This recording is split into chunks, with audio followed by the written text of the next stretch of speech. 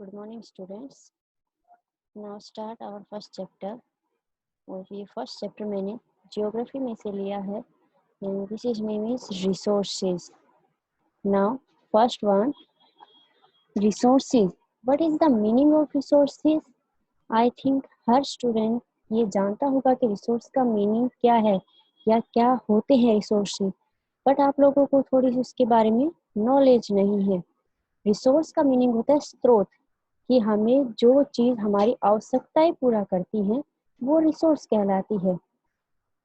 For example, anything that can be used to satisfy our need is a resource. Anything that can be, कुछ भी चीज जो हम अपने सेटिस्फेक्शन के लिए, अपनी जरूरतों को पूरा करने के लिए जिनका हम यूज करते हैं वो रिसोर्स कहलाती है।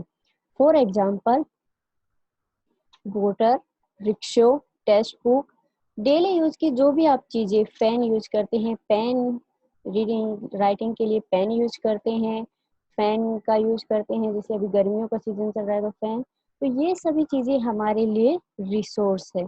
Anything that can B use, जो भी चीजें हम अपने डेली सेटिस्फेक्शन के लिए यूज करते हैं, अपनी जरूरतों के लिए, अपनी नीड्स के लिए, जरूरतों के लिए पूरा करते हैं, वो रिसोर्स कहलाती हैं।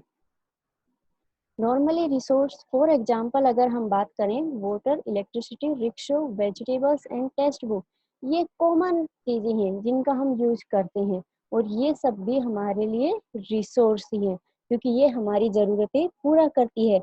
और अगर हम प्रेजेंट डे की बात करें तो इनके बिना हमारी लाइफ भी पॉसिबल नहीं हो सकती है। Next one, utility. यूटिलिटी मतलब यूजेबिलिटी, कि उसका यूज हम किस तरह से करते हैं, कि वो चीज हमारे लिए यूजेबल है या हमारे लिए इम्पोर्टेंस कितनी है।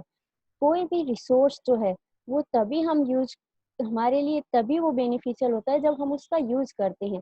अदरवाइज अगर किसी रिसोर्स का हम यूज नहीं करते हैं तो वो हमारे लिए बेनिफिशियल नहीं होती है। नेक्स्ट वन आता है वैल्यू। वैल्यू हमें कैसे पता लगे कि कोई भी जो रिसोर्स है उसकी क्या वैल्यू है या क्या इम्पोर्टेंस है उसकी। फर्स्ट ऑफ ऑल पहले हमें ये जानने की जरूरत है कि कोई भी जो वस्तु है वो रिसोर्स कैसे बनती है। Anything, how does something become a resource, कि किस तरह से कोई भी चीज हमारे लिए रिसोर्स बन जाती है।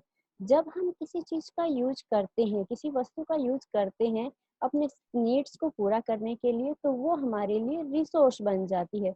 और उनकी वैल्यू, की वैल्यू भी का मीन्स होता है वर्थ। वर्थ का मतलब होता है पैसे से रिलेटेड, कि उसकी कीमत क्या है। सम रिसोर्सेज हैव इकोनॉमिक वैल्यू, कुछ रिसोर्स की इकोनॉमिक वैल्यूज होती हैं, सम डू नॉट, जबकि कुछ की नहीं होती है। फॉर एग्जाम्पल, मेटल्स में have an economic value. Metals आप लोगों को पता होगा, मेटल्स काफी महंगे आते हैं, एक्सपेंसिव होते हैं।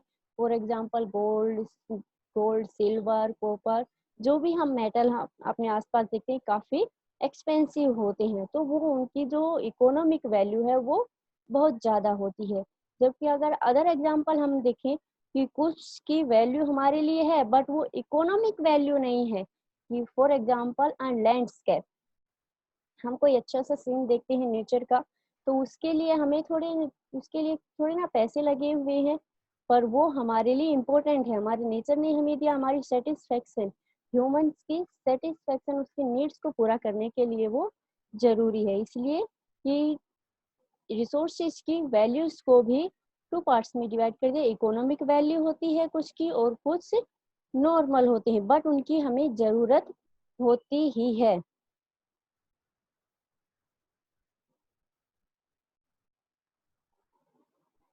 Next one,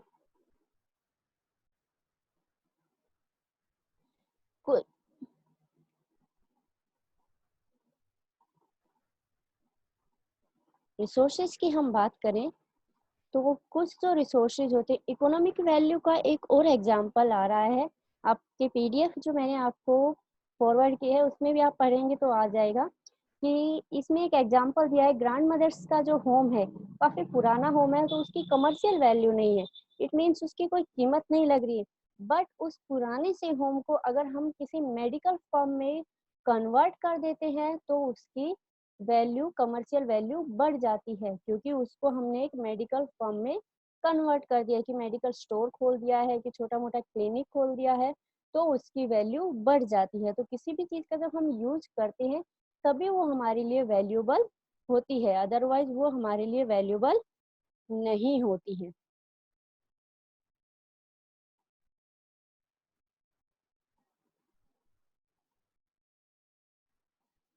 next one,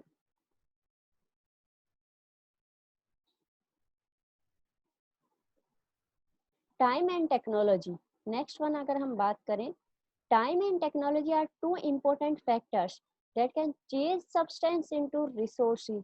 time और टेक्नोलॉजी दो ऐसे फैक्टर्स हैं जो रिसोर्सेज को हमारे यूज करने के लिए उनको चेंजेस करते हैं। एक टाइम की किसी भी चीज को कन्वर्ट करने में, कि उसको यूजेबल बनाने के लिए हमें टाइम की जरूरत होती है, और टाइम की जरूरत भी तब है कि टेक्नोलॉजी हमारे पास है तो ही हम उस रिसोर्स को यूजेबल बना सकते हैं। इन दोनों के लिए both are related to the needs of the people, ये दोनों ही पीपल्स की नीड्स पर डिपेंड करते हैं। People themselves are the most important resource. व्यक्ति खुद एक सबसे बड़ा या सबसे इम्पोर्टेंट रिसोर्स माना जाता है या है, क्योंकि वही अपनी टेक्नोलॉजी, अपनी नॉलेज का यूज करके, अपने आइडियाज का यूज करके इन रिसोर्सेज को यूजेबल बनाता है, नई नई इन्वेंशंस करता है, डिस्कवरीज करता है। अदरवाइज अगर व्यक्ति अपनी नॉलेज और आइडियाज, टेक्नोलॉजी का यूज करके इन सबको यूजेबल ना बनाए तो ये रिसोर्सेज भी हमारे कुछ काम के नहीं हो सकती है। फॉर एग्जाम्पल, फायर का इन्वेंशन हुआ, डिस्कवरी हुई फायर की, तो कुकिंग के लिए की प्रैक्टिस होने लगी, कुकिंग की जाने लगी। अदरवाइज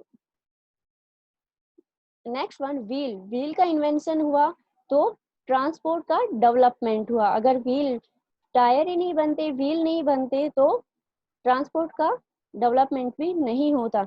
वैसे ही टेक्नोलॉजी का यूज करके हमने इलेक्ट्रिसिटी पैदा की, कि जिस तरह से कि लोगों ने जिन्होंने आइडियाज लगाए कि पानी ऊपर से गिर रहा है तो हम उसकी स्पीड का यूज कर सकते हैं, तो उसी तरह से उन्होंने इलेक्ट्रिसिटी भी पैदा की। नेक्स्ट वन अगर हम बात करें, टाइप्स ऑफ रिसोर्सेज, तो पहले हम रिसोर्सेज को ही थोड़ा सा और अच्छे से डिफाइन कर लेते हैं कि रिसोर्सेज क्या है। रिसोर्सेज वो सब चीजें जो हमारी आवश्यकताओं को पूरा करती है, कि हमारे आसपास जो कुछ भी है कि हम जिनका यूज करते हैं, बैठने के लिए हमने चेयर का यूज किया है, कि हमने कहीं जाने के लिए किसी व्हीकल का यूज किया है, कुछ भी लगा लो आप लोग, जो आप लोगों के आसपास होता है जिसका हम यूज करते हैं, वो हमारे लिए एक तरह से रिसोर्स ही है, क्योंकि हम उसका यूज कर रहे हैं, वो हमारी नीड्स को पूरा कर रहे हैं। नेक्स्ट वन है टाइप्स ऑफ रिसोर्सेज, कि रिसोर्सेज की टाइप्स क्या हैं। नॉर्मली इन रिसोर्सेज को थ्री पार्ट्स में डिवाइड किया गया है। फर्स्ट वन है natural resources, second one human made resources and third one human resources. तो फर्स्ट वन अगर हम बात करें नेचुरल रिसोर्सेज की, तो नेचुरल रिसोर्सेज वो रिसोर्सेज होते हैं जो कि पूरी तरह से नेचर से हमें मिले और हम उनका यूज डायरेक्टली कर रहे हैं, कि हम उनको बिना मॉडिफिकेशन, कि व्यक्ति ने किसी तरह की कोई उसमें मॉडिफिकेशन नहीं किया है, किसी तरह का कोई इंटरफेरेंस नहीं किया है, हम नेचर से मिली हुई उस चीज का डायरेक्टली यूज कर रहे हैं, वो नेचुरल रिसोर्सेज कहलाते हैं। Resources that are drawn from nature and used without much modification are called natural resources. For example, air we breathe, कि हम सांस लेने के लिए हवा का यूज कर रहे हैं, तो उसमें कोई मॉडिफिकेशन तो नहीं किया, वो तो नेचर ने हमें दी है, वैसे ही हम उसका यूज भी कर रहे हैं। वैसे ही नेचर से मिले हुए अगर जो भी हमें रिसोर्सेज मिले वो हमें हमारे लिए नेचर की तरफ से दिए हुए गिफ्ट ही हैं, कि डायरेक्टली हम उनका यूज करते हैं। जैसे एयर है, वाटर है, रिवर्स और लेक्स में जो वाटर मिलता है, सोइल, मिनरल्स, ये सब कुछ हमें नेचर की तरफ से दिए गए फ्री गिफ्ट्स है, जिनका हम यूज करते हैं और जिनके बिना हमारी लाइफ भी पॉसिबल नहीं है। और कुछ ऐसी चीजें होती है कि जिनका हम अपने टूल्स और टेक्नोलॉजी यूज करके उनको हम नेचुरल चीजों को ही अपने यूज में लेते हैं, पर थोड़े टूल्स या टेक्नोलॉजी का उसमें यूज कर लेते हैं, तब हमारे लिए वो यूजेबल होते हैं। नेचुरल रिसोर्सेज को भी टू पार्ट्स में डिवाइड किया गया है। First one renewable resources and second one non renewable resources. तो पहले रेन्यूएबल रिसोर्सेज के बारे में जाने, रिन्यूएबल रिसोर्सेज वो रिसोर्सेज होते हैं जो कभी खत्म नहीं होते हैं। अनलिमिटेड स्टॉक्स हैं हमारे पास, या अर्थ के ऊपर उसके अनलिमिटेड स्टॉक्स हैं कि वो कभी खत्म नहीं होते हैं। अगर हम उनका यूज करते हैं तो वो दोबारा से बन जाते हैं। ह्यूमन एक्टिविटीज उसको किसी तरह से प्रभावित या अफेक्टेड नहीं करती हैं। फॉर एग्जाम्पल सोलर एनर्जी और विंड एनर्जी जिसका हम यूज करते हैं, जैसे हमने दिन में सोलर एनर्जी जो छतों पर हम सोलर प्लेट्स लगाते हैं उनका हम यूज करते हैं, और फिर उसका यूज करने के बाद वो दोबारा से उसमें स्टोर हो जाती है हमारी पावर, और हम दोबारा उसका यूज कर लेते हैं। तो ये रेन्यूएबल रिसोर्सेज है जो क्विकली जो है वो रिन्यू हो जाती है, रिन्यूएबल है कि जल्दी वो बन जाती है। अनलिमिटेड स्टॉक्स है हमारे पास कि वो तो किससे बनती है, सनलाइट से बनती है, जिसकी वजह से वो अनलिमिटेड है तो वो बनती रहती है। बट कुछ एरिया में, जैसे अगर वाटर की बात करें, वाटर जो हमें मिलता है ये लेक से मिलता है, रिवर से मिलता है, वो भी हमारे लिए अनलिमिटेड ही है। बट कुछ एरियाज में उसकी कमी, शॉर्टेज देखी जा सकती है। वो एक नेचुरल रिसोर्सेज है और उसके लिए हमें अवेयर होना पड़ेगा, क्योंकि काफी सारे वर्ल्ड के काफी सारे पार्ट ऐसे हैं जो कि वाटर से रिलेटेड प्रॉब्लम्स को फेस कर रहे हैं। नॉन रेन्यूएबल रिसोर्सेज, अगर हम अब बात करें नॉन रेन्यूएबल रिसोर्सेज की, तो वो लिमिटेड स्टॉक्स है हमारे पास। लिमिटेड का मतलब कि हमारे पास इतने कि उनको बनने में बहुत ज्यादा टाइम लगता है, हजारों लाखों साल उनको बनने में लग जाती है। वो हमारे पास है, स्टॉक्स हैं, हम उनका यूज भी करते हैं, बट उनको बनने में काफी साल लग जाते हैं, इसलिए हम उसका ज्यादा यूज नहीं कर सकते। लिमिटेशंस होती हैं यूज करने की, क्योंकि उनको बनने में बहुत ज्यादा टाइम लगने वाला है और हमारे पास उसके स्टॉक्स भी लिमिटेड है, तो वो नॉन रिन्यूएबल रिसोर्सेज कहलाती हैं। फॉर एग्जांपल कोयला है, पेट्रोलियम है, नेचुरल गैस है, ये ऐसी चीजें जिनको बनने में लाखों हजारों साल लगते हैं, इसलिए इनका हम हद से ज्यादा यूज नहीं कर सकते हैं। नेचुरल रिसोर्सेज का जो डिस्ट्रीब्यूशन अगर हम बात करें, the distribution of natural resources depend upon number of physical factors. जो डिस्ट्रीब्यूशन होता है नेचुरल रिसोर्सेज का, वो फिजिकल फैक्टर्स के ऊपर डिपेंड करता है कि वहाँ की क्लाइमेट कैसी है, एल्टीट्यूड कैसा है, कि वहाँ की कहीं पर कोई भी रिसोर्स जो पाया जाता है वो इस बात पर डिपेंड करता है कि वहाँ की क्लाइमेट कैसी है और वहाँ का एल्टीट्यूड कैसा है। और अर्थ के ऊपर हमारे जो ये रिसोर्सेज है वो अनइक्वल पाए जाते हैं, क्योंकि हर जगह के जो फैक्टर्स होते हैं वो अलग अलग होते हैं। अर्थ के ऊपर अगर आप देखें, कहीं पर बहुत सारे रिसोर्सेज पाए जाते हैं और कहीं पर एक भी रिसोर्सेज नहीं होता है। फॉर एग्जाम्पल अगर हम बात करें कोयला, पेट्रोलियम, ये जो रिसोर्सेज है कहीं पर इनकी मात्रा बहुत ज्यादा होती है और कहीं पर बहुत कम होती है। गोल्ड है, सिल्वर है, या जो भी हम बात करें आयरन है, कहीं पर बहुत, कहीं कहीं ऐसी जगह होती है जहाँ पर ये बहुत ज्यादा पाया जाता है और कहीं पर इनकी मात्रा बिल्कुल भी नहीं होती है। वैसे नेचुरल रिसोर्स में अगर बातें करें, हम लोग वाटर की बात करें, तो वाटर के लिए कि उसमें वोटर से रिलेटेड की अगर हम बात करें, तो वोटर काफी जगह पर तो काफी सारी मात्रा होती है, बट काफी जगह पर इसमें कमी पाई जाती है। तो ये उसके जो हमारे अर्थ के ऊपर जो इसके फिजिकल फैक्टर्स होते हैं उसके ऊपर डिपेंड करती हैं। नेक्स्ट वन आता है, आपको इससे टाइप्स ऑफ रिसोर्सेज से रिलेटेड एक वीडियो मैं आपको दिखा देती हूँ, ताकि आप लोगों को ज्यादा अच्छे से वो समझ में आ जाए।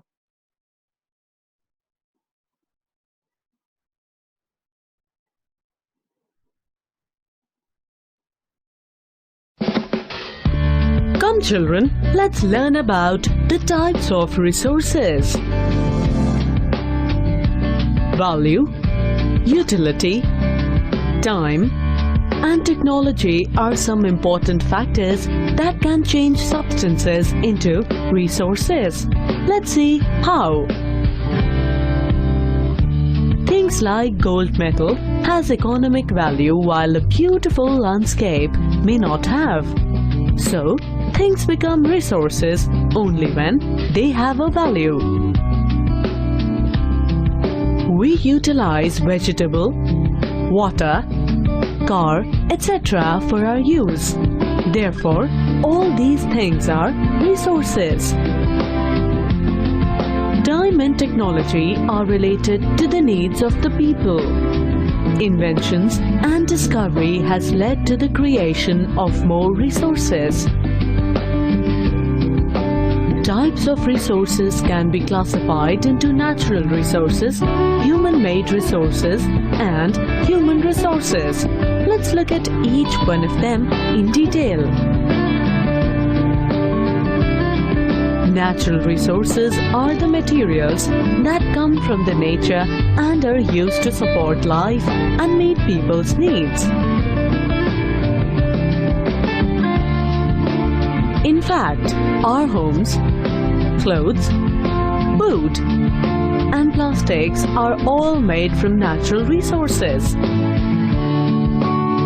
Natural resources can be further classified on the basis of level of development and use, origin, renewability, and distribution. On the basis of level of development and use, resources can be classified as actual resources and potential resources. The rich deposits of coal in Germany and that of petroleum in West Asia are considered as actual resources because their quantity is known. Geothermal power found in Ladakh region in India is considered as potential resource because its quantity is estimated but not fully known. On the basis of origin, resources can be classified as biotic resources and abiotic resources. Resources having biological origin are called biotic resources. Therefore, resources such as plants, animals, coal, petroleum, and natural gas, etc. are biotic resources.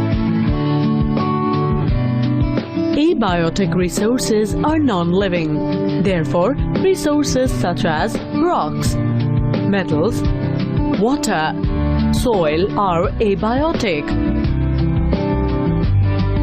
On the basis of renewability, resources can be classified as renewable and non-renewable. Resources such as wind energy, solar energy, soil, and forests are considered as renewable resources because they are available in plenty and can be generated again and again when required. Resources such as coal, petroleum, metal, and natural gas are considered as non-renewable resources because they are present in limited quantity and cannot be regenerated within a short span of time. On the basis of distribution,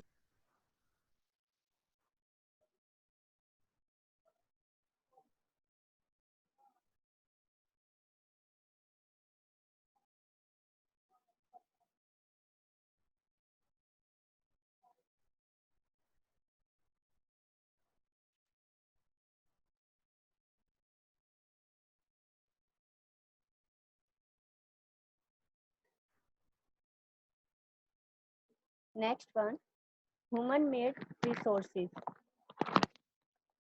Human-made resources, sometimes natural substance become resource only when their original form has been changed. काफी सारे ऐसे resources होते हैं जिनको हम directly use नहीं कर सकते हैं, उसमें कुछ मॉडिफिकेशन किया जाता है, उनको कुछ यूजेबल बनाया जाता है जो कि अपनी टेक्नोलॉजी और अपने नॉलेज के through.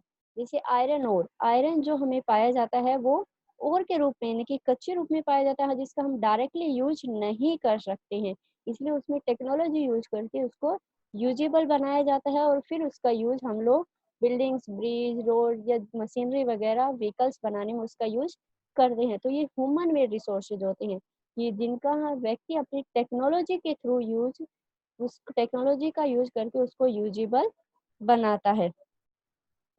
Next one, human resources.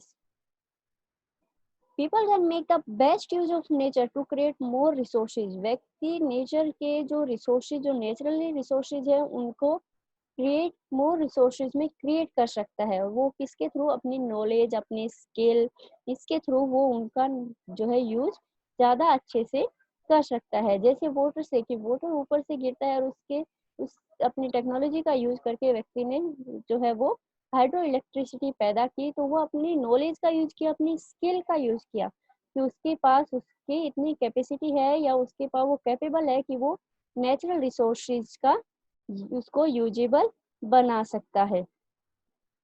Technology जो आती है, ह्यूमन जो है, ह्यूमन खुद एक सबसे बड़ा रिसोर्स है जो कि उन जितने भी नेचर से मिले हुए रिसोर्सेज है उनको वो यूजेबल बनाता है। अदरवाइज ह्यूमन नहीं हो तो कोई भी रिसोर्स हमारे काम भी नहीं आएगा, कि उसका यूज कौन करेगा, उसकी क्वालिटी में इम्प्रूवमेंट कौन करेगा, कि व्यक्ति ही ये कैसे है, ह्यूमन ही है जो कि नेचुरल रिसोर्सेज की क्वालिटी को चेंज करके उनको उनकी क्वालिटी में इम्प्रूव करता है अपने स्किल्स के थ्रू, अपनी नॉलेज के, अपनी टेक्नोलॉजी के थ्रू उसको यूजेबल बनाता है। तो ये कुछ टाइप्स थे हमारे, जिसमें natural resources, human made resources और ह्यूमन रिसोर्सेज।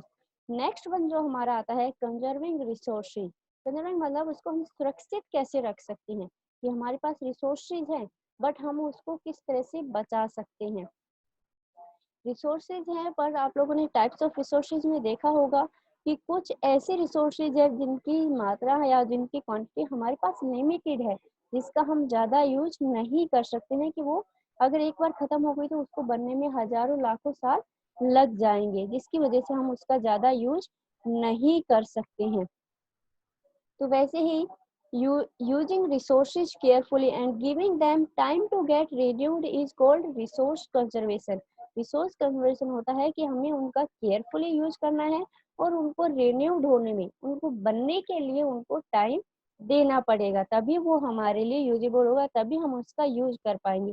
अगर किसी चीज का हम बहुत ज्यादा यूज करते, ओवर यूज करते हैं, तो वो चीज खत्म हो जाएगी और हमने उसको बनने के लिए टाइम भी नहीं दिया है, तो वो कैसे हम वो रिसोर्स क्या होगा, फिर पूरी तरह से खत्म हो जाएगा। कि काफी फॉर एग्जांपल हम लोग अगर वाटर की बात करें, हम उसका बहुत ज़्यादा यूज करते हैं, हर चीज़ में ओवर यूज होता है, तो काफ़ी जगह पर पानी की कमी भी आ चुकी है, वो हमारे ओवर यूज की वजह से ही है। अदरवाइज ये जो रिसोर्स है वो अनलिमिटेड है, बट हम उसका ओवर यूज कर रहे हैं इसलिए उसकी कमी आ गई है। तो उसके लिए हमें क्या करना होगा, कि उसके लिए हमें उन रिसोर्सेज की जो यूज है वो लिमिट करनी होगी, उसमें लिमिटेशन लेकर आना होगा, ताकि जो रिसोर्सेज जो उसकी कमी हुई है, पानी की कमी, वो दोबारा से बन सके।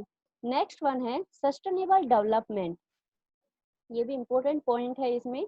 Balancing the needs to use resources and also conserve them for the future. कि हमें उन जो हमारे पास जो रिसोर्सेज है उनमें बैलेंस बना के रखना, कि वो जो हम यूज करते हैं उन रिसोर्सेज के यूज में बैलेंस बनाना, कि हमें इतना ही यूज करना है कि हम उसको फ्यूचर के लिए उसको बचा कर रख सके। अदरवाइज काफी सी चीजें ऐसी हैं जिनका हम अगर ओवर यूज करते हैं तो फ्यूचर में कि उसको वो चीज हमें देखने को भी नहीं मिलेगी। इसलिए कुछ रिसोर्सेज ऐसे होते हैं जिनका यूज हमें एक लिमिट मात्रा में करना चाहिए और उसके बैलेंस बनाकर करना चाहिए, ताकि हम उसका ज्यादा ओवर यूज ना करें और वो खत्म होने की कगार पर ना आए। वैसे ही रिसोर्सेज के यूज के लिए कि हमें उनका ओवर यूज, फॉर एग्जांपल अगर घर में अगर हम हैं और बाहर निकल रहे हैं तो हमें सभी जो हमारे स्विच हैं वो सभी ऑफ कर देनी चाहिए, फैन ऑफ कर देना चाहिए, कि हमें इलेक्ट्रिसिटी से रिलेटेड इलेक्ट्रिसिटी हमें बचानी है। वैसे ही अगर पानी का अगर हम यूज करते हैं तो नहाने के लिए, बाथिंग के लिए शावर यूज ना करके बकेट का यूज करें, तो भी पानी बहुत ज्यादा बच सकता है। तो इन छोटी छोटी चीजों का भी अगर हम ध्यान रखें तो हम काफी सारे रिसोर्सेज को बचा रहे हैं, कि हम उनको यूज जो है वो एक लिमिट मात्रा में कर रहे हैं। कुछ और जो चीजें है इसमें जो आई हैं, अगर हम रिसोर्सेज की बात करें तो इनको रिन्यू करने के लिए, कि उनको बचाने के लिए हमें ज्यादा से ज्यादा खुद जो है वो अवेयर होना पड़ेगा। नेक्स्ट वन जो होगा वो नेक्स्ट वीडियो में करेंगे, इसके क्वेश्चन आंसर्स वगैरह वहां पर उनको जो है वो डिस्कस करेंगे।